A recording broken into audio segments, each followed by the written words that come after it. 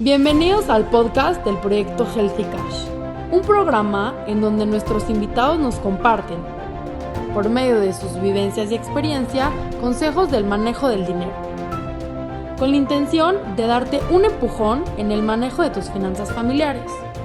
Un proyecto que promueve la comunicación financiera y una toma de decisiones consciente.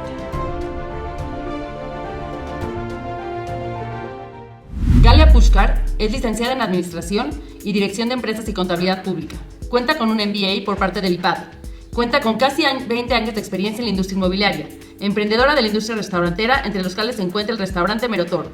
Actualmente se desempeña como CEO de Grupo Kessel, grupo inmobiliario líder en la zona centro de la Ciudad de México. También es CEO del fondo de inversión eCapital. Durante los últimos 2 años ha trabajado como coach y mentora para diferentes emprendedores de Accelerator, la aceleradora de la misma organización. Bienvenidos nuevamente a un episodio más del podcast de Healthy Cash, Un Empujón. Esta tarde tenemos como invitada a Galia Pushkar. Galia, bienvenida. Muchas gracias. Les presento rápidamente. Galia es CEO del grupo Kessel, empresa inmobiliaria, empresa que nace como negocio familiar. Según entiendo, Galia, tú eres la tercera generación que está con este negocio. Correcto. Y también es CEO de la financiera eCapital. Del VC y de eCapital, sí. Es un fondo de inversión Venture Capital. Ok. Y bueno, Galia viene un ratito a platicar con nosotros sobre finanzas familiares desde el punto de vista del emprendimiento. Eres asesora de emprendimiento también, ¿no? También. Llevo 4 años siendo mentora y coach de emprendimiento en una aceleradora que se llama Accelerator, Okay. Que ahí ayudamos a los emprendedores a crecer, a acelerar su negocio con una filosofía de scaling up. Que uno de sus grandes pilares es el cash, así que las finanzas es de lo más importante en el emprendimiento. Bueno, y como se pueden dar cuenta, una gran invitada. Gracias por tu tiempo, gracias por estar aquí. Y bueno, empecemos. Galia, ¿nos podías platicar un poquito de cómo fue tu relación con el dinero cuando eras niña? ¿Tus papás te enseñaron a ahorrar, te hablaban del dinero? ¿Había alguna planeación familiar acerca de gastos, presupuesto, etcétera? No, o sea, no como tal. Mi papá siempre fue una persona muy disciplinada económicamente, que sí tenía un presupuesto, que sí llevaba un control de gastos. No nos hacía formalmente, digamos, pero somos 3, somos 2 hermanos grandes y yo. Siempre fuimos muy financieros. Digamos que no lo aprendimos en la casa, pero desde muy chicos siempre teníamos lo que nos daban de dinero y una parte la ahorrábamos, una parte la gastábamos, una parte la invertíamos en lo que nosotros llamáramos y tratábamos de hacer nuestros negocios. Desde muy chicos siempre fuimos como con esa idea de lo que nos dan, cómo hacerlo o cómo multiplicarlo. No me acuerdo que mi papá se haya sentado a explicarnos lo que era un interés, lo que era un presupuesto, pero creo que no nos enseñó con el ejemplo, siendo él una persona financieramente disciplinada, donde veíamos que llevaba un control perfecto de sus gastos, sus ingresos, y eso creo que lo aprendimos a través del ejemplo, más que explicándonos. ¿Y alguna vez has tomado algún curso o has recibido educación financiera formal en alguna universidad, escuela? Yo estudié 2 carreras en el ITAM, Administración y Contabilidad. Luego me especialicé en Estrategia Financiera. Luego tengo una maestría por el IPADE. O sea, sí, creo que siempre he estado en esta parte de las finanzas. Creo que es muy importante. Pero siendo empresario o no. O sea, aún siendo mamá o ama de casa, es importante tener clara cuáles son las finanzas personales y las diferencias entre un gasto, una inversión, un costo, no. Claro. Y bueno, un poquito de tu historia. De chava, ¿algún error financiero que hayas cometido que te acuerdes? Muchísimos. Lo que más me acuerdo es, yo entré a trabajar muy chica, muy chica, literal, en el segundo semestre, y entré a trabajar. Tuve la suerte que me jalara a una empresa grande donde me pagaban muy bien, y como vivía en casa de mis papás, yo dije, todo mi primer sueldo me lo voy a gastar en una bolsa, que hasta la fecha digo, qué tontería. O sea, todo mi primer sueldo en una bolsa, que no tenía sentido. En vez de empezar a pensar tengo 18 años, 19 años, estoy ganando bien y lo puedo meter, invertir. No lo veía. Tristemente creo que a veces vemos la satisfacción personal y momentánea y no vemos lo que podemos hacer, lo que nos puede, las puertas que nos puede abrir el dinero en el futuro. Entonces, ese me acuerdo como, sigo teniendo en la bolsa para recordar la tontería que hice. Bueno, y eso es parte del propósito principal del proyecto, ¿no? Que la gente luego dicen que si no lo trabajas el dinero no lo valoras de manera similar. Correcto. O sea, a mí me decían, vas a valorar distinto el dinero, y entonces dije, el primer sueldo se me fue, me acuerdo perfecto, me pagaron mi primer cheque y directo, y hoy digo, no es lo que me gustaría que hicieran mis hijos, y digo, no, luego empecé a mejorar, y evidentemente cuando eres chico, y insisto, si tienes suerte de tener un sueldo de manera temprana, puedes perder un poco para qué es el dinero, ¿no? Claro. No, y aparte la gente luego no entiende esta parte del interés compuesto, ¿no? Que justamente si ocupas bien tu dinero de manera temprana, mucho mayores beneficios que si lo haces posterior. Pero bueno, sigamos. Me encanta que hayas venido porque tienes dos visiones. Como actualmente trabajas, nos contaste en dos lugares diferentes, tenemos esta parte de la visión de lo que pasa dentro de los negocios familiares y además en el mundo del emprendimiento, ¿no? Entonces nos gustaría tocar ambos puntos. En el mundo familiar, en las empresas familiares sobre todo, luego y sobre todo al pasar de generación en generación, no sé si fue tu caso o si nos pudieras contar tu opinión, se tienden a mezclar las finanzas de las familias con las finanzas de la empresa, ¿no? Y no hay una claridad sobre qué es de dónde, qué va para dónde, cómo le hacemos para que alcance para todos. Correcto, y creo que es uno de los errores más comunes. Cuando tú ves o cuando tratas de asesorar a gente en empresas familiares, hay tres pilares: la gente que forma parte de la familia, la gente que tiene propiedad en la empresa y la gente que trabaja. Y es diferente, porque el que tú seas dueño, si no trabajas, no tienes un sueldo. Y si eres la persona que operas, deberías de tener un sueldo que debe de ser como el mercado. No, una de las cosas que en algún momento me lo dijo un asesor y me encantó es, el sueldo no va en proporcional a tu nivel de vida. El sueldo va en proporcional a tu trabajo y a lo que la empresa puede dejar. Tú no puedes decir, yo necesito que eso. Tristemente creo que es algo que pasa mucho, que dicen, yo necesito esto para vivir y entonces eso es lo que quiero ganar. No es así. El sueldo, y sobre todo en las empresas familiares, es, yo hago esto y si yo salgo y tengo este trabajo en el mercado, me van a pagar esto.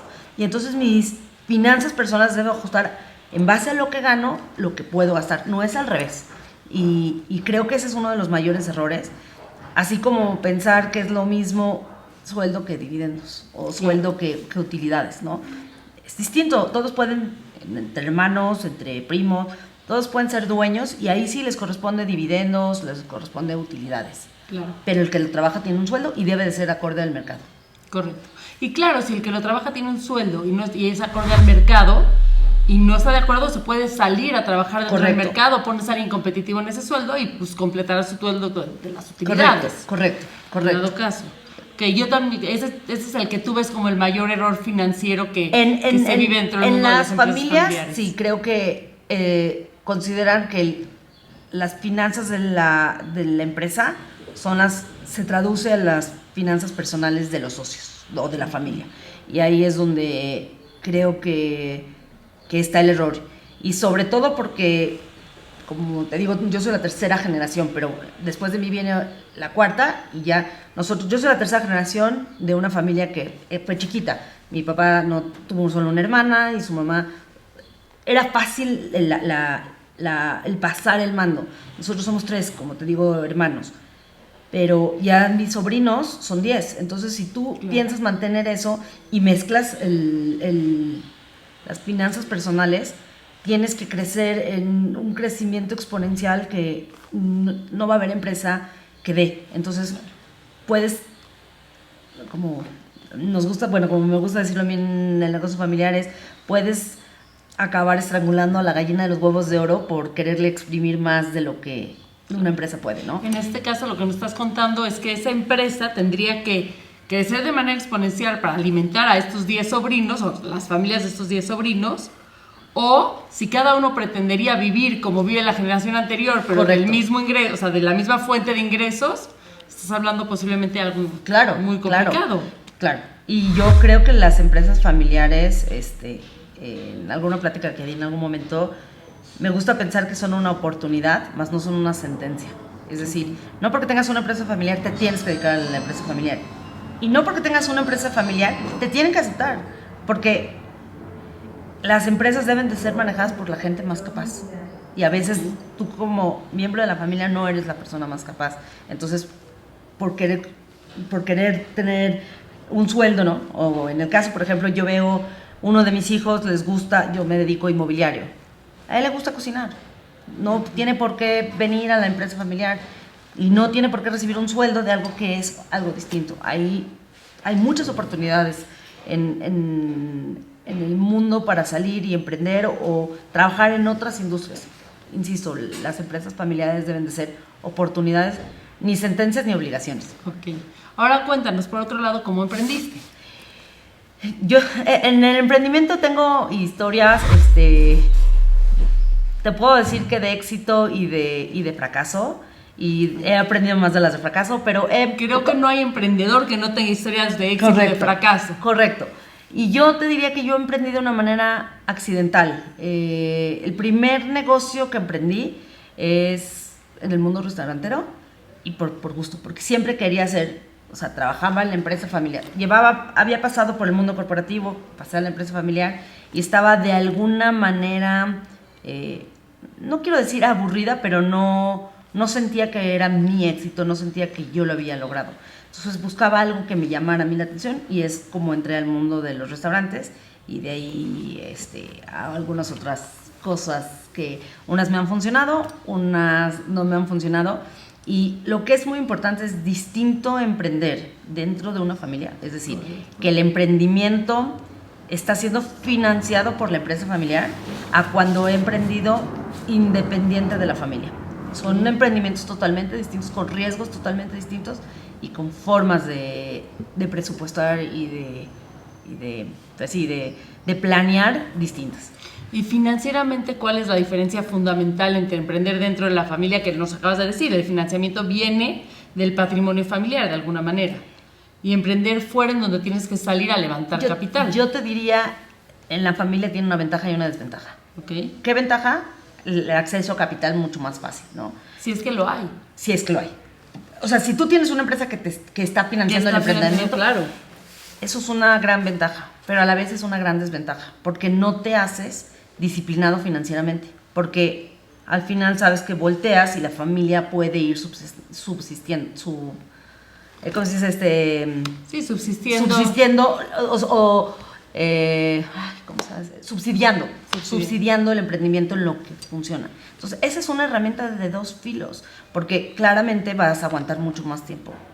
Pero si probablemente no vas a ser tan disciplinado como si tú fueras cuando vas y levantas capital. No es lo mismo emprender con capital ajeno, cuando levantas, cuando tienes que reportar a socios, cuando tienes que ser disciplinado, cuando haces un presupuesto, cuando tienes que seguir, cuando tus supuestos tienen que cubrirse y tienes escenarios y tienes que ver en qué escenario estás cayendo, que cuando es una familia. Es más relajante, digamos, y puede ser una ayuda, pero puede ser un arma que te sale muy cara o le sale muy cara a la familia en caso de que no pueda. Y normalmente cuando el emprendimiento nace dentro de la familia, que bueno, creo que tenemos en la comunidad muchos casos así, nos encontramos, o al menos nosotros hemos visto, que no hay una división clara entre las finanzas de la empresa o del emprendimiento y las finanzas de la familia, justamente por esta complejidad de levantar capital, cuando el emprendimiento posiblemente hay muchos que no están todavía formalmente establecidos o que no cuentan con el historial para levantar o el esquema para levantar Correcto. fondos. Y creo que es uno de los errores más comunes. Te voy a dar el ejemplo en mí. Cuando yo empiezo a emprender en el restaurante, me voy a trabajar más tiempo en el restaurante, pero el restaurante no tenía todavía el flujo para pagar el sueldo. Entonces, claro, aunque mi tiempo se pasaba en el restaurante, mi sueldo salía de la inmobiliaria. Y eso es un error muy común, porque si yo el día 2 vendiera el restaurante, los costos que tienen o los gastos que tiene es una persona con un sueldo X, y eso no lo estaba contemplando. Entonces, cuando yo llegaba y no le presento a mi familia, le digo, estas son las utilidades que está generando este emprendimiento, y mira qué bien vamos, son resultados ficticios, porque en realidad le faltaba agregar todos los costos indirectos que no le estás agregando porque lo absorbe la empresa familiar o cualquier otra cosa. Creo que ese es el error más grande cuando mezclas las familias. Estás dedicando acá, tu sueldo sale de aquí y tiene que subsistir. Si no, es lo que pasa, lo que me refería con subsidios que ni siquiera te das cuenta que estás haciendo. No, por ejemplo, yo conozco, y creo que tú también, muchísima gente en la comunidad que emprende de manera casera y que posteriormente son emprendimientos súper exitosos, pero todas las que empiezan en las cocinas, en las salas, en las bodegas de las casas, en donde, bueno, yo voy a decorar chamarras, hacer pasteles, vender mayones, que son emprendimientos increíbles, pero que de inicio están mezcladas las finanzas familiares con el emprendimiento, porque el flujo sale de las casas, de las finanzas de esa persona, y luego cuando lo intentan escalar se dan cuenta de la complejidad financiera que requiere escalar ese negocio. Y ahí es donde muchas veces dicen, no, es que esto no es negocio. Correcto, y si me das chance te platico un ejemplo, porque es muy puntual. Mi mamá empezó a vender galletas, es muy buena cocinera, y empezó a vender galletas. Y entonces ella estableció un precio así, sí. y entonces vendía un poco como lo que estás diciendo. Y contemplaba y decía, esto es lo que me gasto en la materia prima, y le subo el doble, y esto es lo que gano. Y entraba el dinero a su bolsa y metía los insumos en el gasto familiar del súper. Entonces no tenía sentido. Hace 2-3 meses mi hijo decide hacer exactamente lo mismo y ahora cocina gelatinas y pasteles. En mi casa no funciona igual, o sea, se estableció una inversión inicial que es la materia prima, y él tuvo que sacar los costos de los insumos y no nada más de lo que compras, que eso es lo que pasa mucho en esos emprendimientos. No estás contemplando la luz, el gas, las instalaciones, la ayuda que estás, porque cuando tú, como tú dices, si te va bien y lo escalas y te mueves a otra locación, pues necesitas el internet. Entonces hay gastos indirectos que la gente no contempla y que no pone. No quiero que pongas medidores y te pongas a poner, pero lo que yo hago es a su negocio le cobro una renta pequeña por usar el espacio, la casa, los servicios, lo demás. Pero eso es para que financieramente haga sentido, porque si no el precio del producto que vende no es real. No es real y no está dando los márgenes que se imagina, y a la hora que escalas el negocio es donde todo el mundo se topa con pared. ¿Y como asesora financiera ves común estos errores? Yo creo que el 100%, o sea, el 90% de los emprendedores que veo fallan en... Lo primero que yo hago es ver sus números, ¿no? Y todos omiten los gastos indirectos. Es que eso ya se paga con todos, de todo. Eso no se enfocan muchísimo en el costo de ventas. Es lo que casi todo el mundo hace.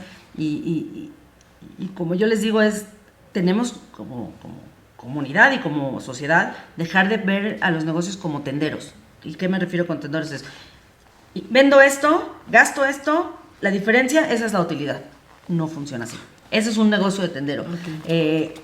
Tienes que pensar en los gastos, en los costos de venta, lo que va directamente al producto que haces o al servicio que das, pero también a los costos indirectos que no estás tomando en cuenta. Y eso es en lo que más fallan los emprendedores. Y les cuesta muchísimo trabajo identificarlo. Y una vez que lo hacen, se dan cuenta de que los márgenes no son tan sanos, y es por eso mucha gente dice, pero si estoy vendiendo mucho, pero no gano. No gano. ¿Por qué no gano? ¿Por qué no tengo dinero? ¿Por qué no gano? Y es porque hace como un año me tocó un emprendedor que entre más vendía, más perdía. Claro. Porque estaba subsidiando. Entonces, qué terrible gastar todo tu tiempo y tu esfuerzo en subsidiarle a los demás. Entonces, creo que es importante cuando sientes eso de entre más vendo, menos tengo, algo está mal en tus números. Claro, y que pasa mucho con los negocios que empiezan de forma orgánica. Dentro de las familias, en las casas.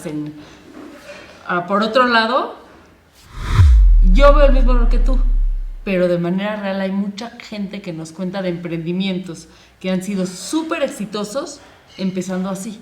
Correcto. Entonces ya vimos que el cómo no, o sea, no debes de mezclar las finanzas, tienes que tomar en cuenta los costos indirectos, tienes que dividir bien entre costos fijos y costos variables, que normalmente el costo variable es súper fácil. Si voy a hacer 4 pasteles, los ingredientes para los 4 pasteles y se acabó. Correcto. Pero el costo fijo no lo estás incluyendo. Correcto. Fuera del cómo no, ahora el cómo sí. Yo te diría que los negocios que son súper exitosos, que han funcionado así, la razón es porque tienen un excelente producto o excelente servicio, o sea, depende de lo que estén ofreciendo. Sí, un valor agregado. Y que está sobre todo, o sea, que lo pricearon muy por arriba. Entonces tenían ese margen. Eso es lo primero que yo te diría. Yo como creo que debes de hacer, creo que tienes que tener un presupuesto. O sea, lo primero que tú tienes que hacer es tener un presupuesto. Y si lo que yo siempre les digo a los emprendedores es, y si son malas noticias, tienes que saberlas, porque entonces las puedes arreglar. Hay libros que te hablan de Power of One, por ejemplo, de que si cambias una sola variable, cómo te cambia. Vender más caro o más barato no es la única solución, es eficientar, es hacer economías de escala, es encontrar, porque a la hora que tú escalas no es lo mismo si compras, vamos a pensar en alguien que vende pasteles o galletas, el empaque lo comprabas de poco a cuando te vas a unas economías de escala y te cuesta X monto almacenarlo, eso no se echa a perder. Hay maneras de hacerlo para poder tener un negocio exitoso. ¿Para qué considero yo un negocio exitoso? Un negocio que tiene posibilidad de escalar y mantenerte. Eso es un negocio exitoso.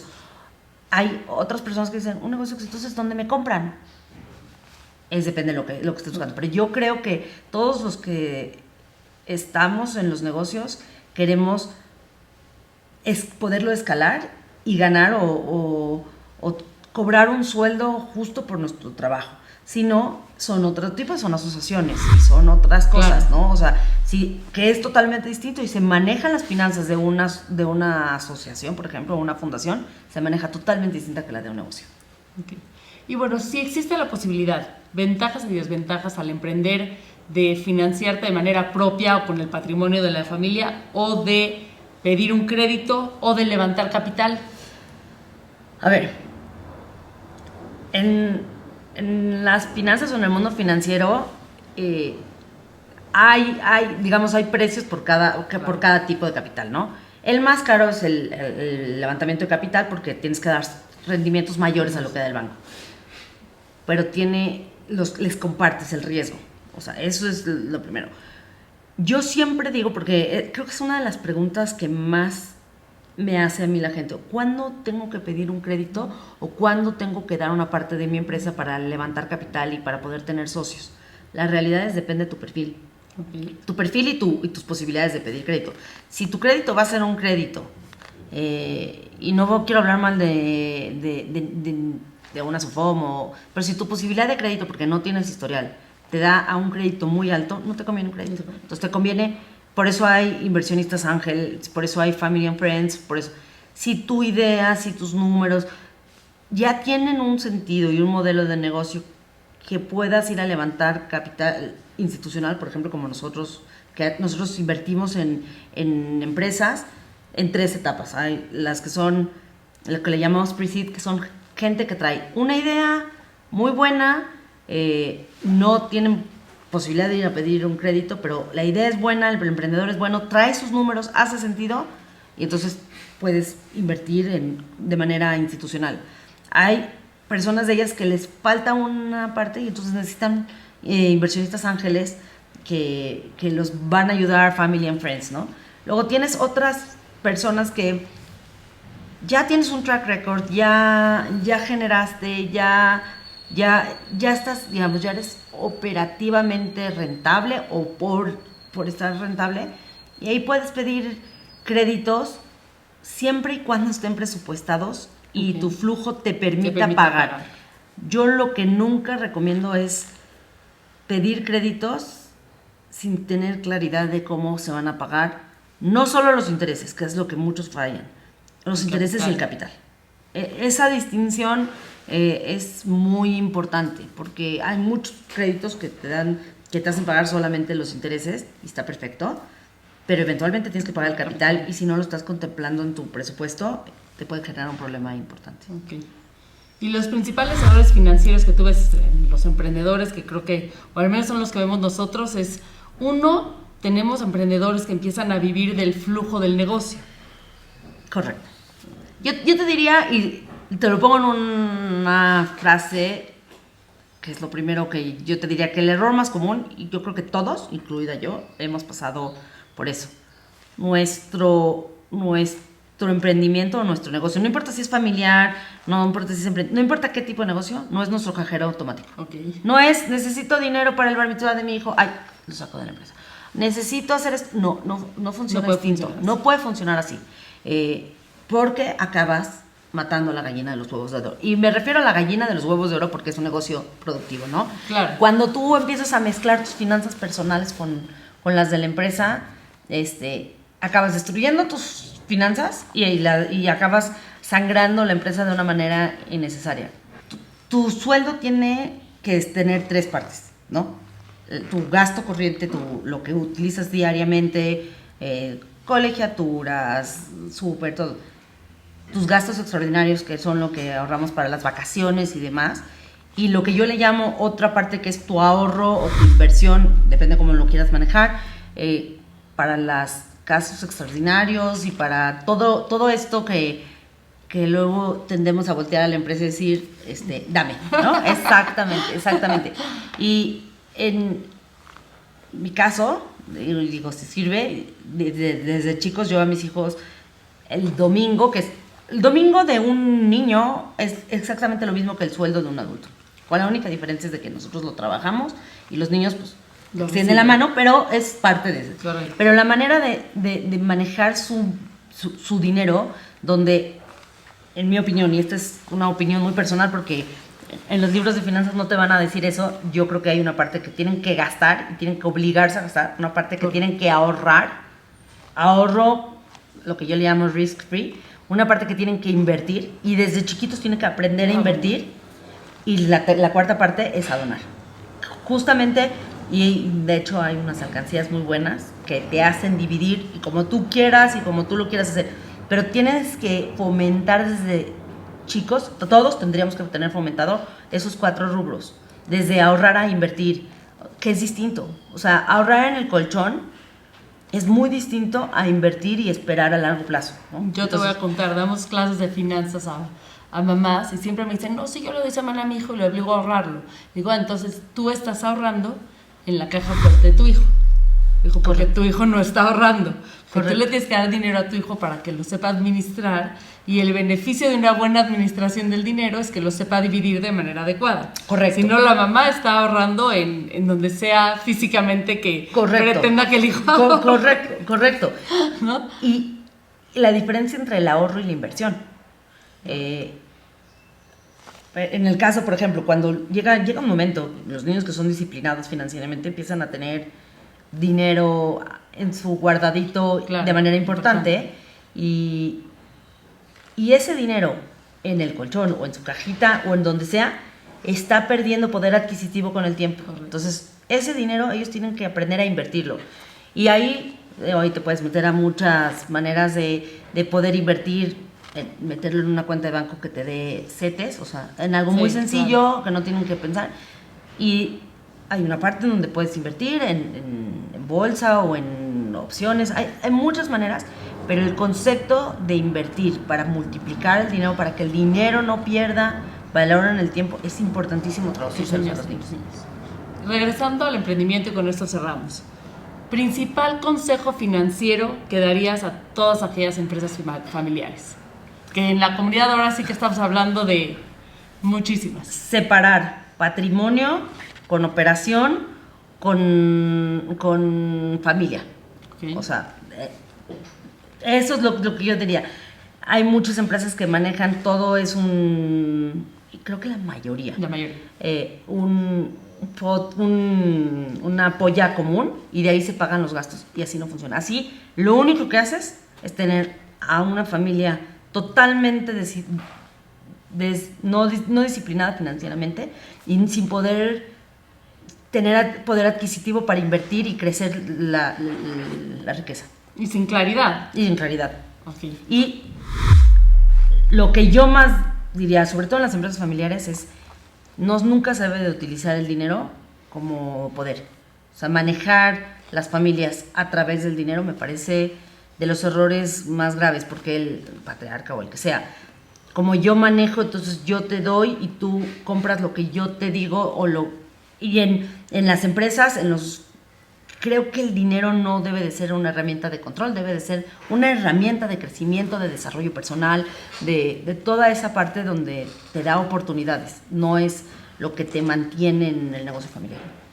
Desde tu perspectiva como emprendedora, principal consejo financiero a todos aquellos que están emprendiendo en una... Presupuesto, hacer un presupuesto real, y irlo revisando. No es un presupuesto que metes cuando haces tu business plan y lo olvidas. Revisar si vas acorde o no. Y sobre todo es saber cuándo dejar de meterle dinero bueno al malo. Dinero malo al bueno. Es decir, si un emprendimiento no está jalando, por más que tengas mucho cariño, por más, si esto se está haciendo subsidiado por otros lados, hay que saber cuándo parar y cuándo darte la vuelta y lo que llamamos pivotear. Sí. Okay. Sí, como tú dices, todo emprendedor cuenta varias historias de fracaso aunadas a una historia de éxito. Correcto. Y hay que saber equivocarse rápido. Claro. Y saber reconocer, a ver, este es un error, volvemos a intentar, pero no le eches mucho dinero bueno al malo, porque... Sí, si te tardas en reconocerlo financieramente, te va a costar... Correcto. Muchísimo. Correcto. Y a todos los emprendimientos que nacen de manera orgánica, posiblemente sin estar establecidos de manera formal, en nuestras casas, en nuestras salas, en nuestras cocinas. Principal consejo financiero. Yo diría que lo traten como un negocio serio. Okay. Uno nunca sabe dónde va a acabar. Y si piensas en grande, si te sales más allá de tu cocina, de tu sala, puedes hacer cosas grandes. No menosprecies tu potencial. Es decir, si tú lo manejas como un negocio casero, se va a quedar como un negocio casero. Si tú piensas en grande porque ya tuviste una gran idea, porque les gustó tu receta, puedes hacer cosas increíbles.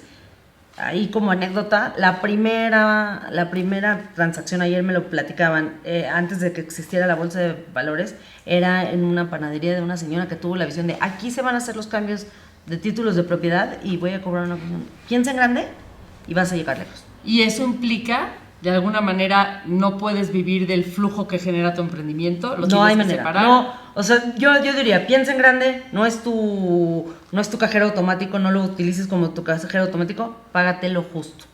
O sea, tienes que tener un sueldo. Aún si es el negocio de las galletas, tienes que tener un sueldo que te ganas cada mes y tu negocio lo tiene que hacer. Por más casero que sea, hay un presupuesto y lo tienes que manejar. Y te va a permitir tener claridad, porque posiblemente muchos negocios inician y los primeros meses lo que tienen es una pérdida. Correcto. Pero si tú hiciste números de manera adecuada y tienes contemplados todos tus gastos fijos, variables, tu sueldo personal, los sueldos indirectos, los gastos indirectos que platicábamos, vas a tener claridad de en qué momento llegas a ese punto de equilibrio y empiezas a ganar dinero, aunque no sea de inicio. Y ese punto de equilibrio, cree que es de inicio. Ese punto de equilibrio creo que es el más importante. La gente tiene que tener claridad cuál es su punto de equilibrio.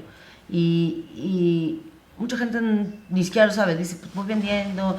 Es importante. Y para llegar a ese punto de equilibrio tienes que contemplar tu sueldo. Como tú dices, al principio no lo vas a tener, pero una vez que llegues, cada mes vas a ver que tienes que pasar ese punto.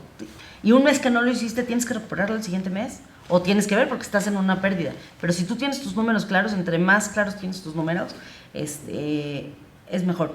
Cuando no tienes un asesor, o no tienes un coach, o no tienes alguien que te ayude en la parte financiera, yo te diría que uno mismo debe de tener lo que yo le llamo, bueno, no, yo le llamo, en el negocio le llamamos los KPIs, que son los indicadores que te dicen que estás teniendo éxito. Con 3, si tú quieres que sean tus ventas, tus costos, lo que tú quieras que sea, pero que sean las 3 cosas que determinan el éxito en tu negocio y estarlas revisando mes con mes, semana con semana, como cada quien lo quiera hacer. Yo, por ejemplo, con la gente que asesoro, para que haya accountabilidad, lo hacemos semana con semana, pero lo puedes hacer mes a mes, pero tener claros cuáles son esos indicadores que te van a marcar el éxito. Galia, muchísimas gracias. Gracias. Ha sido Gracias una a ustedes. plática. Felicidades por el proyecto que están haciendo. Me da mucho gusto que más gente se esté educando en la parte financiera. Muchas gracias por estar aquí hoy con nosotros. Pues a todos los esperamos en los próximos episodios y muchas gracias por escucharnos.